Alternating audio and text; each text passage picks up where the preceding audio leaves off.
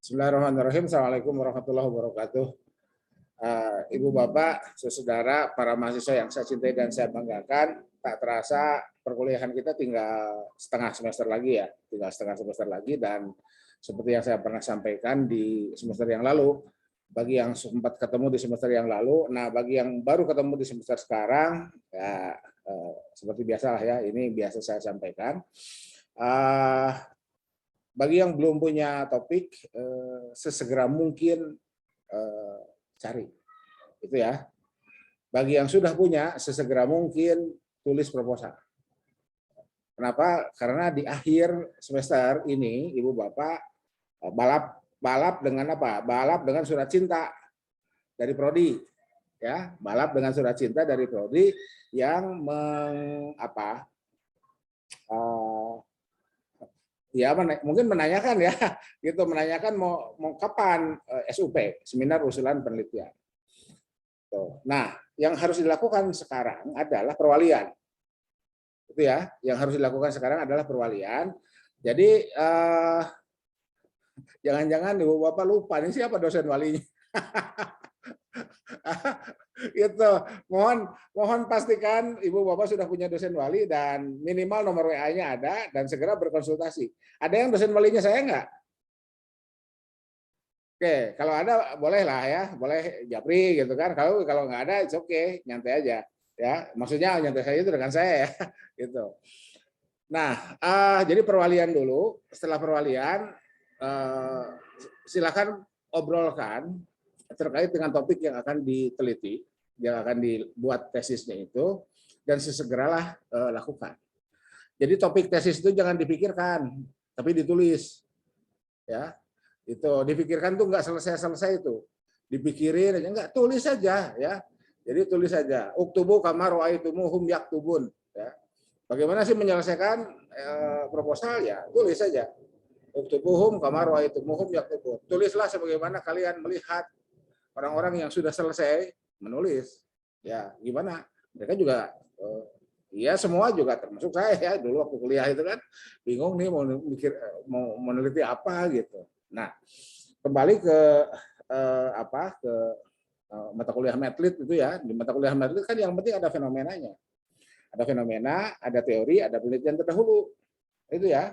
Fenomena, teori, penelitian terdahulu. Jadi ini kayak kuliah, kayak pelatihan jurnal aja lah ya. Ya, kayak pelatihan jurnal, ada fenomena, ada teori, ada penelitian terdahulu ya. Dan pilih metode yang tepat ya. Dan kalau proposal sampai bab 3 ya. Itu pilih metode yang tepat untuk membahas fenomena itu berdasarkan teori dan penelitian terdahulu. Itu ya. Jadi dan itu bab 3 selesai tuh. Bab 3 selesai, langsung daftar. Mungkin di semester alih ya. Jadi Desember selesai kan? Desember selesai. Ya 1-2 minggu liburan dulu lah, silakan ya. Di minggu ketiga Januari itu sudah harus halo-halo dengan dengan Kaprodi ya, dengan Kaprodi harus sudah halo-halo, dan sebelum 31 Desember ya, sebelum niup trompet, bagi yang suka niup trompet, bagi yang membid'ahkan, emang bid'ah itu niup trompet. Gitu ya. Ya. Itu ya harus sudah dapat tanda tangan dosen wali ya, harus sudah dapat tanda tangan dosen wali. Nah, ya itu tadi ya, saya selalu mengatakan waktu terasa begitu cepat ya, meskipun ini COVID, ternyata COVID malah jadi terasa begitu cepat saya setelah dilalui itu. Dan Argo SPP ya. Jadi pastikan Juni 31 30 ya Juni itu. Pokoknya akhir Juni lah, akhir Juni itu sudah ditandatangan oleh pembimbing. Sudah ditandatangan oleh pembimbing, Ibu Bapak sudah daftar ujian komprehensif ya. Sehingga nanti pada saat Juli atau Agustus, tidak lewat Agustus, itu Ibu Bapak sudah terdaftar sebagai peserta munakosah S2. Aman tuh kalau segitu ya, itu aman. Argo berhenti di situ dan selesai. Ya, Argo. Nah, berikutnya materi perkuliahan hari ini itu kan bukunya udah semalam saya kirim ya, bukunya sudah semalam saya kirim. Dan tadi pagi saya gunakan tayangan di S3. Jadi Intinya ginilah ya, daripada kita mengkritisi ekonomi konvensional yang menggunakan narasi out of context, lebih baik kita menghadirkan, membuktikan bahwa ekonomi Islam atau ekonomi syariah itu punya konsep dan ada realitasnya. Itu ya. Jadi inti dari perkuliahan saya tadi di S3 yang menggunakan bukunya Al-Sherhan itu dan yang manajemen strategik itu. Jadi hari ini Bu Bapak, Saudara, saya paling tidak atau kita semua ya harus merasa tertohok oleh tulisannya Akram Khan, Muhammad Akram Khan itu yang berjudul What's Wrong with Islamic Economic, ya, yang berjudul What's Wrong with Islamic Economic itu. Jadi apa istilahnya? Buku itu harusnya menyadarkan kita bahwa sejak digagas ekonomi Islam 1977 di konferensi ilmu pengetahuan Islam pertama ya di Mekah itu sampai sekarang stagnan. Gitu ya. Jadi stagnan apa sih? Mana ekonomi Islam itu? Makanya buku itu buku kan terbit 2013 ya, yang saya tampilkan di YouTube itu terbit di 2013. Nah, jadi kalau kemudian kita hanya berkutat pada hukum, ya kalau hukum kan sejak syariat terakhir turun itu sudah ya, bahkan sebelum syariat terakhir turun pun sudah jalan. Jadi ilmu ekonomi Islam itu kalau pendekatannya yuridis normatif, ada beberapa aspek yang syar'u man qoblana. Ya, jadi ini saya kuliahnya general lagi ya, karena kan menghantarkan Ibu Bapak menulis artikel, menulis makalah, menulis makalah untuk UTS ya, untuk UTS. Yang tadi itu yang saya kirim di grup, yang barusan saya kirim di grup. Jadi mohon Ketua Kosmanya mengkoordinir saja dulu, minggu depan minimal judulnya sudah ada. Ya, itu sebetulnya nggak benar itu ya. Udah punya judul itu nggak benar itu. Yang benar itu udah punya topik belum? Udah punya tema belum? Judul itu kan belakangan. Gitu ya. Tuh. Nah, jadi oke. Jadi jangan sampai. Jadi gini Ibu Bapak ya. Kenapa saya harus sampaikan ini? Karena Ibu Bapak sekarang mahasiswa strata 2. Ya, strata itu S1, S2, S3 itu akademik, bukan vokasi. Ya. Bukan D4, kemudian spesialis 1, spesialis 2, bukan. Ya, S1-nya itu kan D4 ya, bukan sarjana sains terapan, bukan. Ya, tapi akademisi. Ya, Ibu Bapak itu akademisi ada di S2. Nah, karena akademisi, maka pendekatannya akademik. Dan ini yang saya sampaikan tadi di YouTube itu. Jadi ini mungkin sekedar penguatan saja ya, sekedar penguatan saja. Nah, ketika akademisi, ketika akademik menjadi pendekatan kita, maka kita harus melihat, dan karena sebetulnya seperti itu, perkembangan keilmuan di dunia hari ini, ya, yang sebelum Faruqi atau sebelum Al-Attas ya, Naqib Al-Attas, kan Islamisasi ilmu itu kan diawali oleh Naqib Al-Attas ya, kemudian diperkuat oleh Al-Faruqi ya, dan hari ini UIN Bandung atau Kemenag itu mengusung secara lebih tegas terkait dengan integrasi ilmu. Ya, integrasi ilmu yang kemudian disebut sebagai ilmu umum, ilmu agama itu. Sehingga lahirlah di PTKI prodi-prodi yang hari ini disebut dengan prodi umum. Padahal bukan umum dalam pengertian general atau publik, bukan ya. Nggak ada prodi umum itu, yang semua prodi khusus ya. Itu nggak ada tiba-tiba ada prodi umum. Ilmu umum itu nggak ada. Tapi ya bahasa itu kan bukan matematika. Yang penting kita paham bahwa yang dimaksud adalah prodi non agama di PTKI atau di PTK, di perguruan tinggi keagamaan itu ya. Nah itu jadi mohon disadari seperti itu. Nah yang sering kita lihat, yang sering kita dengar, bahkan boleh jadi yang sering kita sampaikan atau ceramahkan karena berbasis nilai, seringkali kita menyalahkan orang. Ya, seringkali kita menyalahkan orang lain, menyalahkan para pengusung ilmu, ya, bahwa kekacauan ekonomi dunia ini karena kapitalisme. Ya kan? Itu. Nah, pertanyaannya apa betul begitu? bahwa kapitalisme melahirkan ketidakadilan, bahwa kapitalisme melahirkan ketimpangan, bahwa kapitalisme melahirkan kezaliman dan lain sebagainya, ya. Tapi Ibu Bapak Saudara mohon diingat bahwa para pengusung teori itu tidak pernah secara sengaja, ini ya, asumsinya kan kita menggunakan etika keilmuan. Tidak ada ilmuwan di dunia ini yang secara sengaja mengusung teori, merumuskan teori, menyampaikannya ke publik akademik, minta diuji dan lain sebagainya itu untuk membuat kekacauan, untuk membuat agar kualitas kehidupan manusia itu menjadi berantakan. Itu nggak pernah ada itu. Ya, mohon dicari deh, mohon dicari adakah ilmuwan yang mengusung teori keilmuannya untuk melahirkan kemafsadatan, untuk melahirkan keburukan-keburukan bagi umat manusia. Asal dia memang betul-betul ilmuwan ya. Itu. Jadi nggak ada.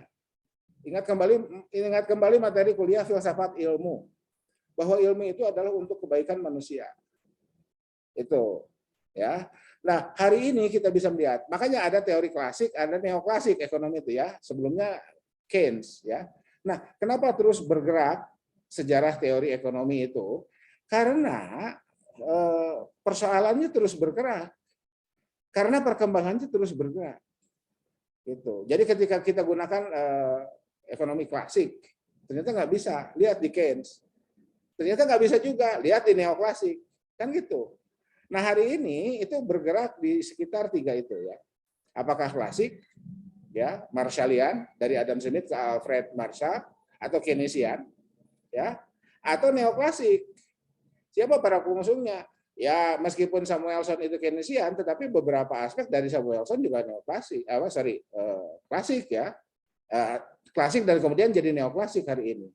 Ada Menkyu dan lain sebagainya. Nah tiba-tiba sekarang kita dengan semangat keislamannya, dengan semangat keislaman, dengan semangat hijrah dan lain sebagainya, mohon tidak jumawa, ya. Karena apa? Karena keilmuan itu bukan persoalan emosi keagamaan, bukan. Ilmu itu adalah untuk kemanusiaan. Jadi andai Islam sekarang punya gagasan, punya teori terkait dengan ilmu ekonomi Islam itu, yang kemudian kita tersentak dengan tulisannya Muhammad Akram Khan, What is wrong with Islamic economics? Apa yang salah dengan ekonomi Islam itu? Maka hari ini Ibu Bapak yang akan menulis tesis nanti, terserah topiknya apa, mau pemasaran, ada dua kemungkinan. Mungkin saya ditunjuk sebagai pembimbing tesis, atau mungkin saya kemudian ditunjuk sebagai penguji. Ya, sama aja bagi saya ya, mau jadi pembimbing, mau jadi penguji sama. Ya, yang beda itu kan posisi aja. Itu kan settingannya begitu. Yang beda itu adalah posisinya. Ya, jadi penguji dan pembimbing ketika ujian ya itu sama-sama memberi nilai. Dan saya kasih tahu nih ya, nggak pernah ada penguji yang dari rumahnya ketika dia menguji pergi ke pasca gitu berniat saya akan gugurkan mahasiswa yang saya uji. Nggak ada penguji yang berniat seperti itu. Nah oleh karena itu apa yang harus kita lakukan adalah kita menyiapkan diri sebaik-baiknya. Karena konteksnya tetap ini adalah proses pembelajaran. Jangan karena Pak Anton sudah ngasih tahu, wah kalau gitu Pak, kalau gitu kita lulus aja. Jadi nyantai aja. Nggak begitu juga. Mohon logika itu jangan dipakai. Ya. Jadi mari kita bekerja sama secara sinergis, menghadirkan produk-produk keilmuan yang berkualitas. Itu. Nah, ditambah lagi, ini kan ada amanah lembaga bahwa kita ini UIN, ada I-nya, ya. Dan publik itu menunggu kontribusi lembaga-lembaga keilmuan Islam bagi penyelesaian kehidupan manusia, gitu, bagi penyelesaian kehidupan manusia. Nah, sifatnya dialog, kontestasinya dialogis, ya, bukan nyinyir ya, itu bukan nyinyir itu. Jadi jangan sampai kemudian ini gara-gara kapitalisme, tidak begitu ya, gitu. Mari kita lihat. Jadi gini, di antara kapitalisme sendiri ya, itu kan debatnya luar biasa. Bagaimana para ilmuwan itu berdebat untuk menyelesaikan persoalan kemanusiaan yang dihadapi bersama. Karena sekarang menjadi borderless. menjadi nyaris tanpa batas. Batas-batas negara itu hanya batas administratif saja. Ya, hari ini global warming di mana-mana terjadi. Jadi pasca pandemi COVID, kita akan menghadapi global warming. Ya, kita akan menghadapi global warming dan di mana-mana gejalanya sudah mulai muncul. Ya, meningkat 1 derajat suhu panas bumi, ya, suhu bumi ini, ya siap-siap kita akan menghadapinya ini. Ingat ya, ini saya sampaikan tanggal berapa nih? 9 Oktober ya. Bahwa kita akan menghadapi masalah baru yang lebih boleh jadi lebih parah. Saya tempo hari sering menyarankan ya, silakan tonton film The Age of Stupid itu. Ya, ada yang pernah nonton atau nyari? Dulu ada di YouTube itu yang full. Bahkan ada terjemahannya sekarang karena mungkin itu royalty ya, jadi di-ban, di-remove dari YouTube-nya. Saya dulu pernah lihat itu. Jadi ya itu 2009 itu kalau nggak salah film itu ya. Film itu sekitar 2009 atau pokoknya masih MDGs ya, belum masuk ke SDGs. Masih Millennium Development Goal, belum masuk ke Sustainable Development Goal. Sustainable Development Goal itu berakhir di 2030. MDGs berakhir di 2015 kemarin, dan pada saat masih MDGs itulah film The Age of Stupid dibuat, ya, tayang, itu seperti itu. Jadi daripada kita mengkritisi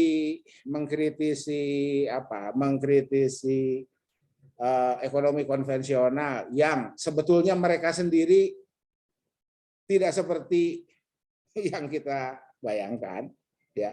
Jadi mereka itu tidak pernah secara sengaja ingin membuat kekacauan. Mana buktinya? Kita kenal di mikro makro ya, kita sudah ajarkan itu, saya sudah sampaikan itu, konsep market failure and government failure. Kita kan pernah ajarkan itu, kita pernah sampaikan itu, 2 konsep itu. Dan itu diungkap oleh para pengusung teori ekonomi yang hari ini kita sebut konvensional itu. Gimana nih ternyata ketika kita serahkan ke pasar, mau klasik, mau neoklasik, atau mau Keynesian, tetap pasar itu melahirkan market failure. Ya, ketika kita serahkan ke pemerintah, maka yang terjadi adalah government failure. Jadi ada aspek-aspek itu dan itu berulang. Berarti kita membutuhkan pendekatan baru dalam menyelesaikan persoalan perekonomian yang dihadapi oleh manusia secara bersama-sama ini.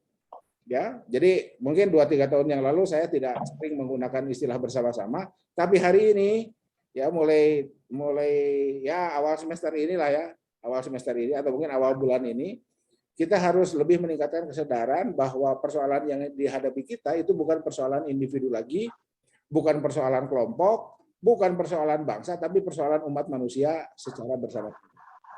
Konsep desa buana itu sejak 95 saya dengar. Ya, waktu saya masih kuliah, ibu bapak mungkin ada yang belum lahir tuh 95 ya, gitu. Tapi konsep desa buana sudah ada. Pada saat tertentu di masa depan tahun 95 saya dengar dosen saya menyampaikan seperti itu, batas-batas negara itu menjadi nyaris tidak berfungsi kecuali hanya batas administratif. Karena masalah kemanusiaan itu sama, ya. Dan yang dihadapi adalah pangan. Ya, yang dihadapi itu adalah pangan. Kalau nabluwanakum misalnya khaufi wal ju', itu ya ayat Qur'annya. Pakai ayat lah biar kelihatan UIN-nya. Ya. Wal ju' itu wanaksi minal amwali wal anfus. Mereka bertiga dong. Wanaksi minal amwal wal anfus itu yang kemudian akan kita hadapi bersama, gitu ya. Akan kita hadapi bersama. Nah, oke, jadi kembali ke yang tadi ya, silahkan Ibu Bapak saudara mulai menyiapkan diri.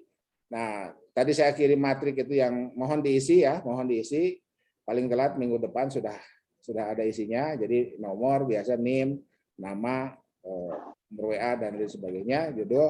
Jadi diisi aja dulu sampai ke judul ya, termasuk kemungkinan publikasi. Nah, andai publikasinya mau di JOS, ya silakan tonton lagi yang latex itu ya. Yang latex silakan ditonton. Kemudian yang kebingungan bikin tabel itu saya sudah buatkan YouTube-nya, bagaimana membuat tabel di di LaTeX menggunakan bantuan Microsoft Excel, ya itu sudah ada, dan add-in-nya saya sudah kirim. Mohon juga transliterasi pastikan. Jadi kalau menulis musyarakah ya gunakanlah transliterasi ya, mudorobah dot itu di titik bawah itu ya. Itu saya sudah kirim template-nya dan add-in-nya sekaligus juga template-nya. Dan bagi yang sudah kirim tapi belum terbit, ya mari kita lanjutkan setelah minggu depan aja ya. Mari kita lanjutkan setelah minggu depan karena tidak hanya angkatan ini, tadi juga saya nanya ke mahasiswa S3, ada juga yang dan cukup banyak yang belum terbit, jadi saya harus kontak dulu adminnya. Jadi mohon maaf adminnya kemarin itu kan kena COVID ya. Jadi terkait dengan publikasi ini bagi kelas B ya, mohon maaf nih, bagi kelas B kan kelas B sudah bikin ya, bagi kelas A mungkin kelas A baru ketemu saya sekarang, maka andai memang diperlukan ada tutorial khusus, mari kita bikin tutorialnya, nggak usah bayar ya, kecuali kalau mau ke Hotel Sakti, kayak Linda, mana Linda? Mana ya, Linda? Itu ya, jadi Linda itu kan kemarin ikutan daring ya, Linda ikutan daring, andai mau Hotel Sakti, ayo. Murah lah, 150.000 ya. Tapi mohon tidak diwawar-wawar. Kenapa? Karena saya diprotes para penyelenggara pelatihan. Pak Anton jangan pakai dumping dong harganya gitu. Gitu ya. Itu jangan pakai dumping ya. 150.000 itu kan ya hanya untuk penyelenggaraan. Ya Linda tahu lah ya kemarin ya dari jam 9 sampai jam 3 yang luringnya di ruangan ya, di ruangan dan seterusnya. Dapat coffee break 1 kali dan dapat makan siang 1 kali, menunya menu hotel. Itu seperti itu. Oke, itu dulu lah ya. Jadi kan saya sudah menyampaikan apa yang di buku itu, di buku Tartar ya. Jadi saya akan tunjukkan dulu bagian mana yang harus dilihat ya.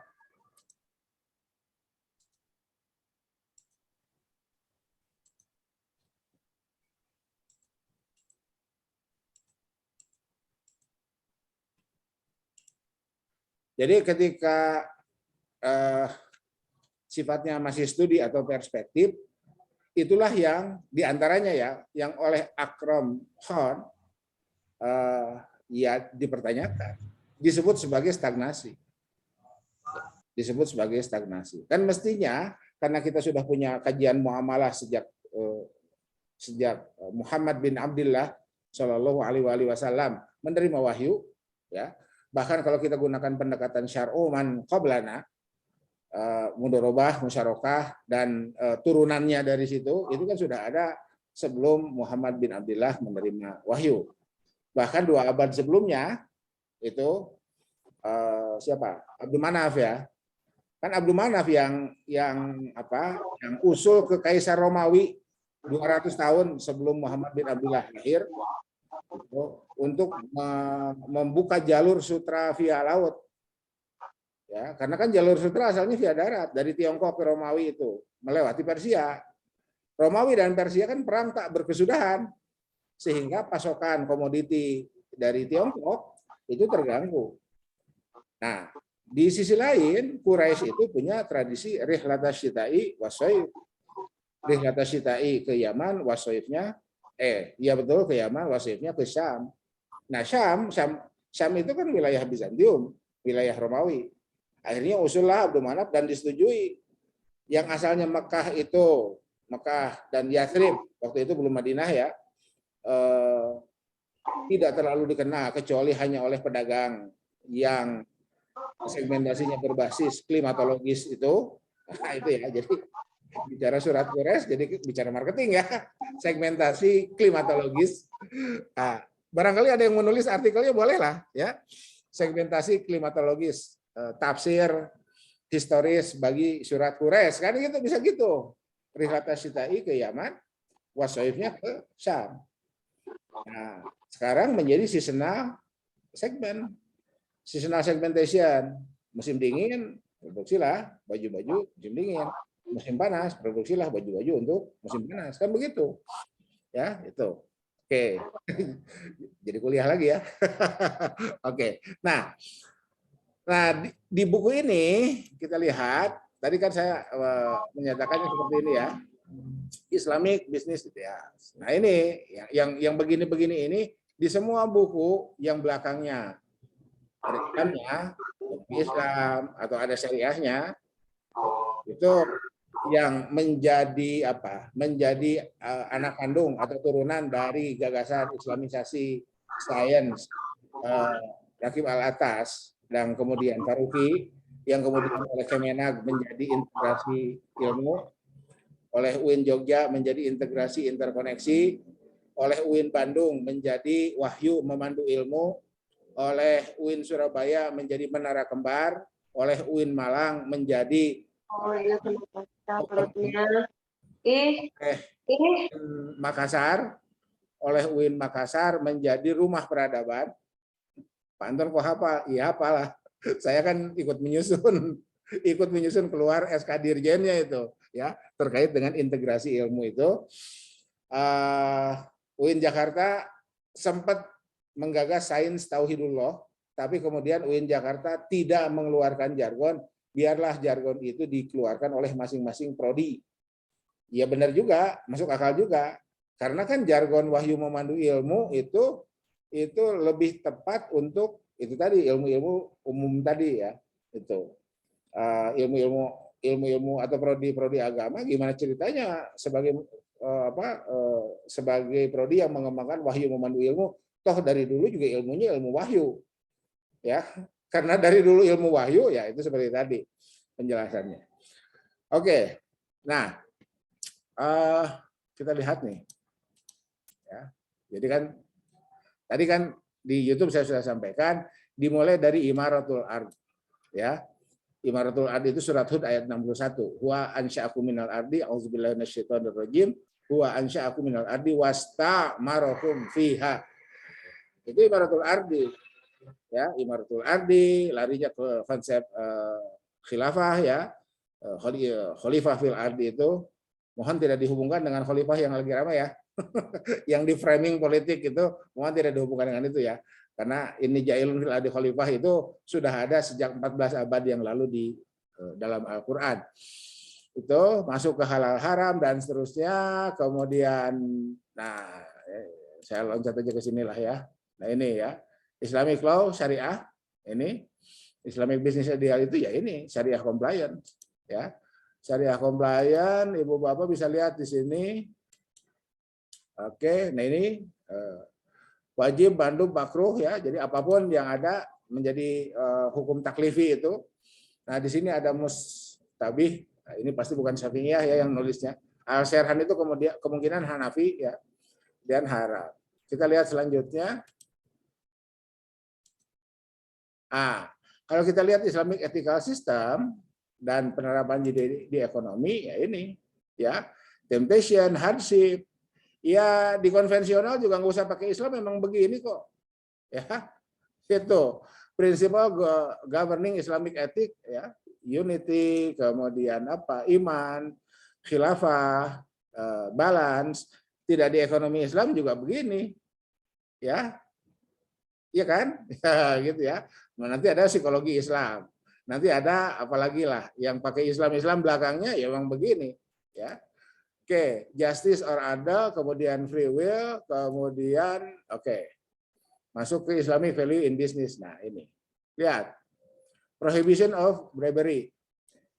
Pertanyaannya, kan di ekonomi konvensional juga suap itu tindak pidana. Iya kan? Prohibition of fraud. Ya, fraud. Iya, tindak pidana di konvensional juga gitu. Ya. Terus apa ini? Discrimination, social responsibility, terus of interest. Nah, ini tadi saya sampaikan ya terkait dengan bunga.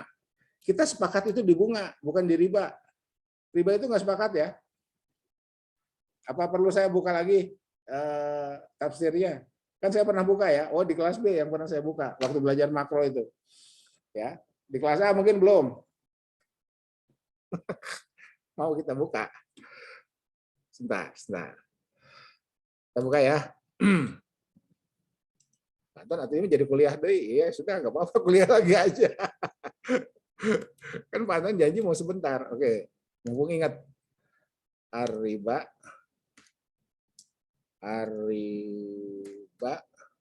nah ini ya, Arriba ribawani halalun wa haramun. Pak Anton kok ada riba halal? Kayak gimana riba halal? Ini bukan saya yang ngomong ya. Gitu. Nah ini ya, bersumber dari Ikrimah. Ini dari, sebentar. Share.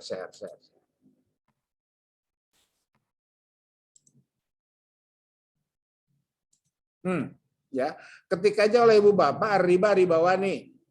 Riba itu ada dua, ya, halalun wa haramun. Di mana ini di tafsir ini ya, di kitab-kitab ini nih. Ya, ini Qurtubi nih, saya buka ya.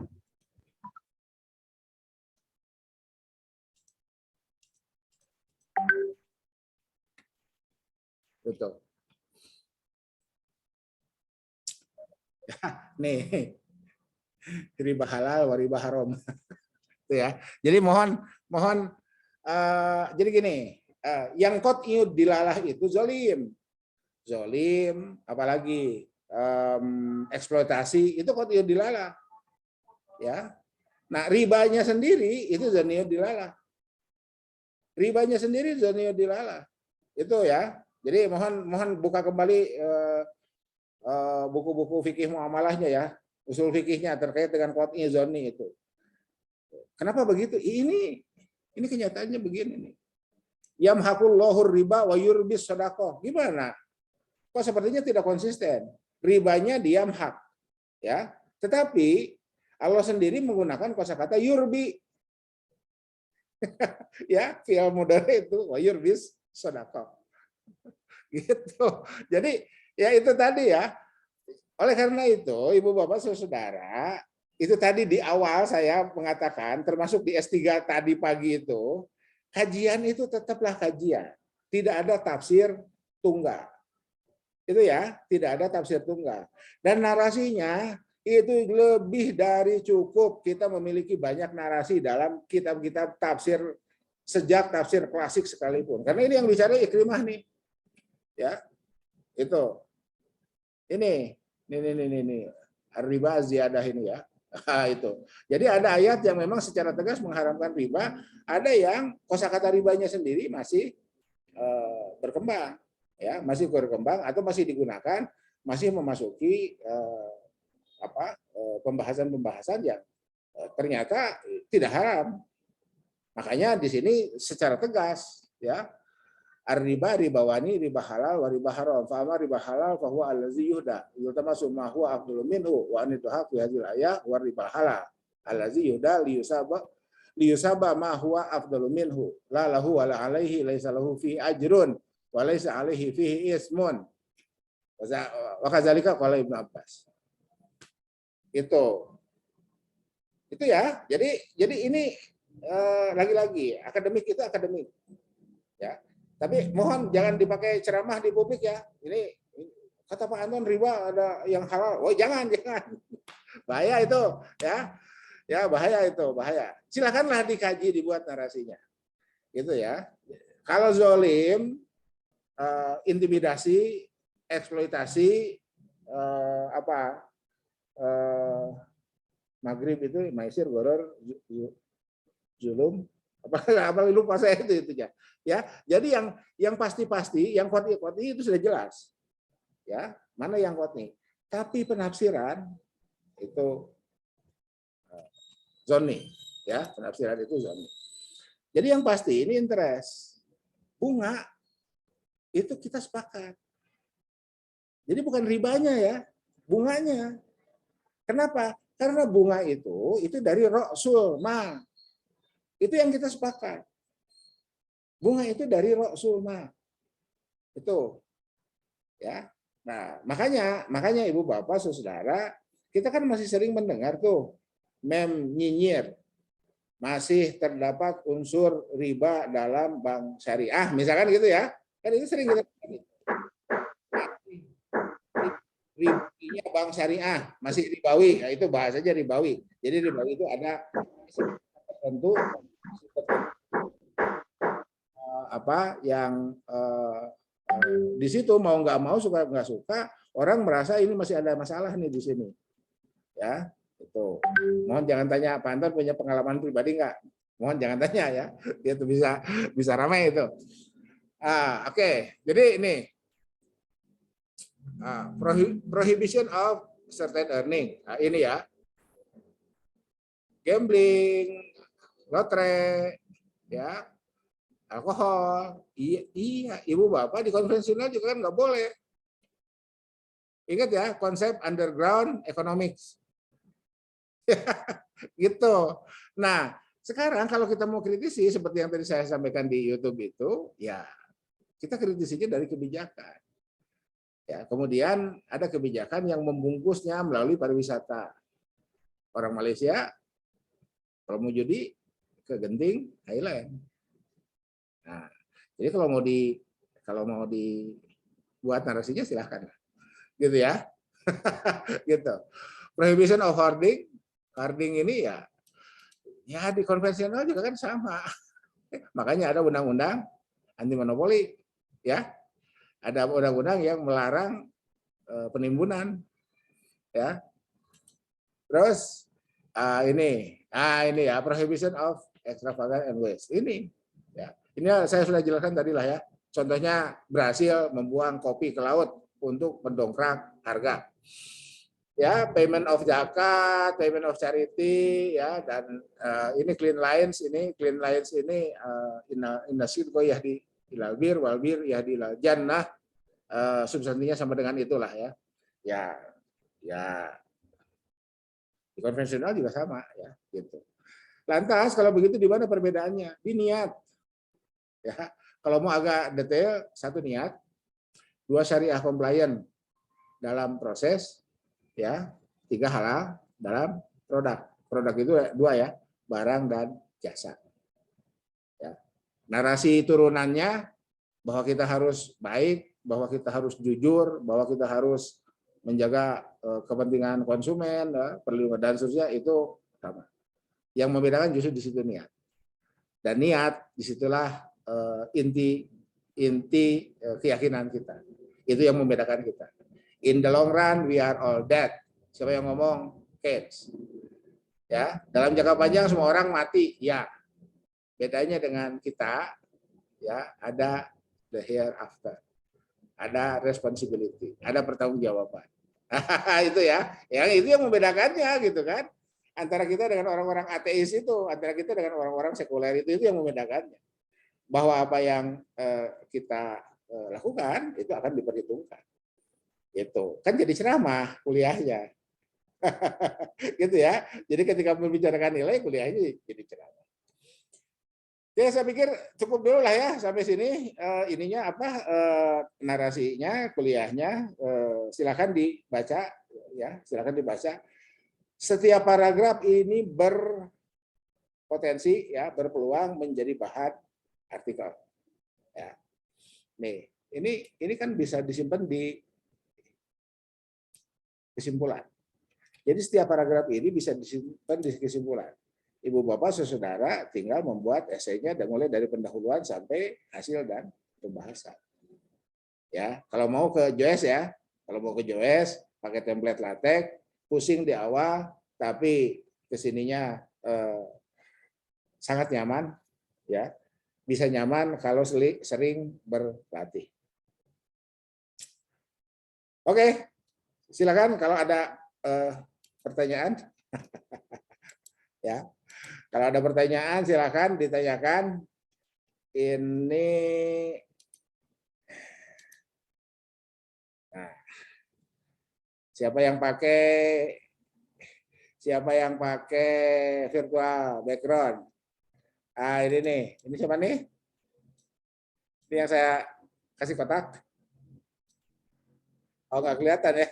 Gitu. Ya, jadi Pak siapa nih yang di pinggir kanan saya nih? Pak geser dikit Pak, ke tengah Pak. Nah gitu Pak, biar kayak di kelas Pak, Bu. Geser ke tengah Bu. Ibu yang sebelah sini nih. Ya, ibu yang sebelah sini. Gitu. Ya, jadi kalau pengen muncul kayak begini, ini pakailah virtual background, apapun virtual backgroundnya, ya. Jadi munculnya kayak gini nih, kayak di kelas. Ini namanya immersive view. Oh, Pak Husen nggak masuk ya, ntar. Saya live dulu. Yang satu kamera kontrol kameranya. Saya live dulu biar Pak Husen masuk. Sebentar, Pak Yusa ya, Pak Yusa, Ibu Hafsah. Bu Lina nggak pakai virtual background? Enggak ya? Gitu. Oke. Prof. Mari kita jadi kayak nonton bioskop ya. Gini.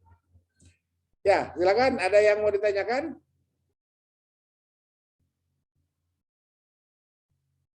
Cukup ya? Maaf Prof, mau nanya, berarti hanya judul aja yang disetor ke Prof tugas itu Prof ya? Ya, gini Pak, kalau ditanya judul, tapi Ibu Bapak sudah punya bahan, kan itu jauh lebih baik. Itu kenapa saya minta judul, itu alal akol. Ya, alal akol judul. Jadi, min babil aulanya, nah itulah. Pakai usul fikih aja Pak, kan nggak usah dijelaskan Pak ya. Gitu, kuliah di UIN pakai usul fikih Pak, nggak usah dijelaskan Pak. Gitu, silakan. Masih ada yang lain? Cukup ya? Oke, kalau cukup berarti materi yang agak detail terkait buku tadi itu sudah saya sampaikan di YouTube ya. Silakan disimak dan ya nggak perlu sampai akhir lah. Pilih aja, capture aja yang kira-kira dibutuhkan, capture gitu ya. Itu seperti itu. Pak Setia nih ada. Pak Setia silakan Pak kalau mau ditambah Pak. Bapak sempat mengikuti dari tadi nggak apa yang saya sampaikan? Izin Prof, cukup Prof. Saya menyimak di tengah tadi Prof karena habis ngajar ada kelas tadi sebelum masuk kelas marketing. Jadi gini Pak. Ya. Intinya saya tadi juga di S3 saya sampaikan. Saya ingin membekali mahasiswa kita ini berada dalam koridor akademik. Sehingga narasi yang kita buat adalah narasi akademik. Itu bukan narasi nyinyir gitu loh Pak. Ya. Dunia ekonomi dunia ini berantakan gara-gara kapitalisme. Nanti dulu. Para pengusung ekonomi kapitalisme itu mereka itu juga berdarah-darah memunculkan teori itu ya. Itu gitu. Jadi mereka memunculkan teori itu tidak untuk secara sengaja melahirkan kekacauan ekonomi dunia.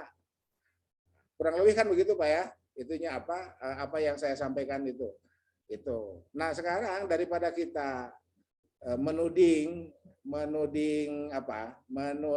para pengusung kapitalisme padahal mereka sendiri tidak seperti yang kita tuding itu, lebih baik kita mengungkap apa yang harusnya kita ungkap. Kenapa? Karena ada buku Akram Khan tadi. Sejak 1977 sampai dengan buku itu ditulis, kita ini belum beranjak banyak. Kita ini stagnan di situ. Baru punya semangat. Ya, mana buktinya? Itu tadi ya. Dilarang suap, itu menjadi dilarang riswah gitu ya. Ya. Itu semua juga melarang suap menyuap itu. Ya, tindakan pidana kan itu. Nah, kurang lebih seperti itulah ya. Oke. Tetap semangat ya. Prof, mungkin dapat disimpulkan ya Prof bahwa yang membedakan marketing Islami itu tadi yang Prof bilang adanya niat, kemudian produk yang halal atau haram, dan kemudian aturan yang syariah itu. Namun yang jadi pertanyaan Prof terkait dengan niat, bahwa niat kan tidak dapat dilihat ya Prof ya, itu perbuatan hati gitu. Bagaimana menilainya gitu Prof? Bisa divisir Bu, kalau mau ya. Ada intention teori. Ada intention teori itu. Pak siapa tuh, ada dosen kita tapi PNS-nya lolos di Untirta itu. Itu lolos ke Scopus Bu, teori niat itu. Intention teori itu. Ya. Itu intention teori itu ada, dan itu kita bisa menggunakan skala Likert. Ya, jadi skala Likert itu urusannya dengan intention, Bu. Ya, artinya kita bisa tarik ke wilayah saintifik niat itu. Ya, niat itu hati, tapi bisa terungkap, tergantung. Nah, andai kita bisa nanti, siapa yang kenal Bu Asti atau Bu Elis, tolong tanya DLP teknik. Kalau Likert itu kan 1 sampai 5. DLP itu 1 sampai 9 skalanya. Jadi lebih tajam. Ya, jadi skalanya itu 1 sampai 9. DLP teknik. Saya sendiri nggak sempat belajar ya, dulu waktu kuliah nggak sempat belajar. Nggak tahu Pak Astia dapat DLP teknik nggak di kan Pastia itu DIM ya, Dokter Ilmu Manajemen. Itunya konsentrasinya. Saya kan DET ya,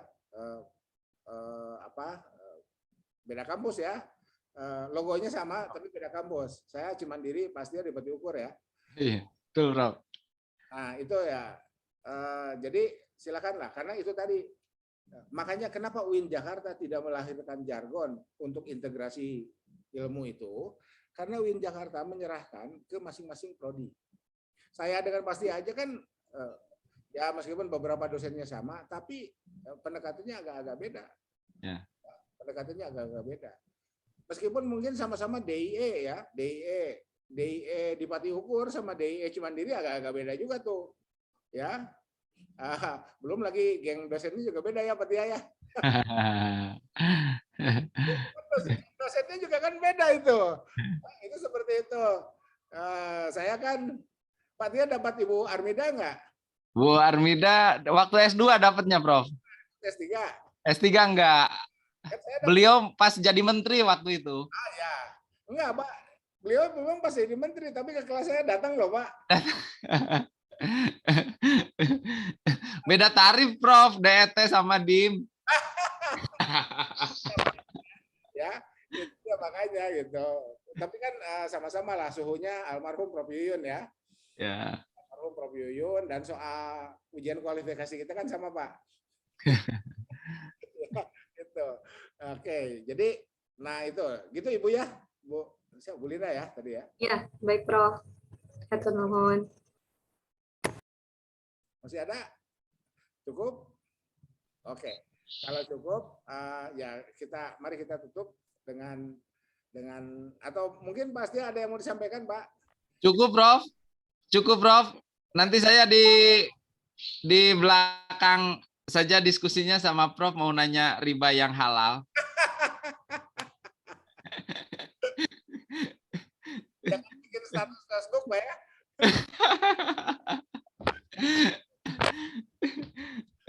Saya bikin status Facebook ke IPM itu kan.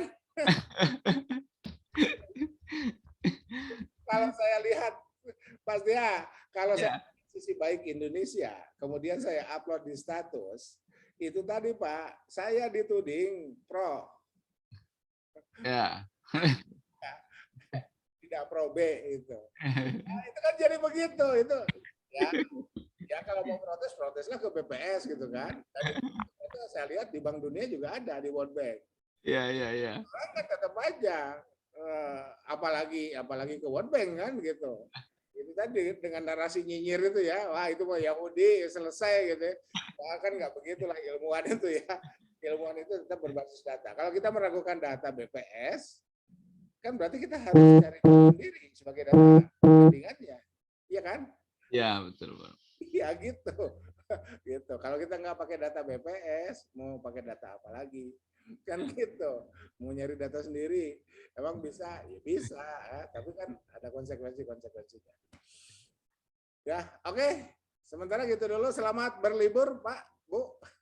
Mohon doa. Saya kembali Kamis. Ya. Kembali Kamis. Jadi di Jogja, saya oleh UIN Jogja diminta melatih metodologi penelitian Al-Quran dan hadis. Kembali ke rumah lama, Pak. Ya, Prof. Ya, kembali ke rumah lama. Ya, Acaranya 3 hari sih sebetulnya, cuman khawatir capek ya. Saya mungkin baru Kamis pagi lah saya ada di Bandung. Ya, ya. Ibu Bapak terima kasih. Mari kita tutup dengan sama-sama membaca doa kafaratul majlis. Subhanallah.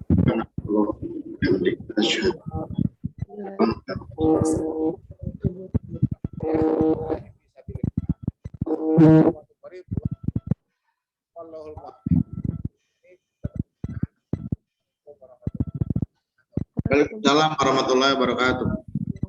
Terima kasih.